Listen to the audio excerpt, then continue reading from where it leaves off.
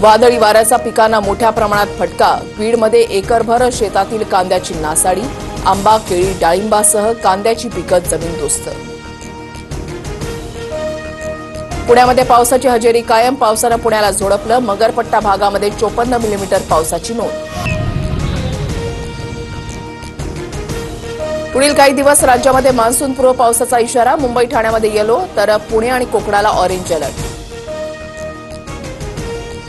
अचानक आलेल्या पावसामुळे नवी मुंबई एपीएमसी मार्केटमधील भाज्यांचं नुकसान. खराब झालेल्या भाज्या फेकून देण्याची वेळ. समुद्रात कमी दाबाचा पट्टा निर्माण झाल्यानं कोकणातील मासेमारी बंद करण्याचा निर्णय. मच्छीमारी ठप्प झाल्यानं व्यावसायिक चिंतेत.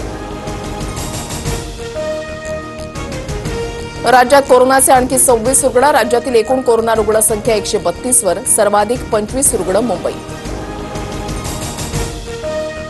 इगतपुरीच्या मुंडेगावमधील जिंदाल कंपनीला लागलेली आग. सलग तिसऱ्या दिवशीही आटोक्यात नाही. आगीमध्ये कंपनीचं मोठ्या प्रमाणात नुकसान. वैष्णवीचा मृत्यू गळफासामुळे. मृत्यूपूर्वी बेदम मारहाण केल्याचे शरीरावर स्पष्ट व्रण.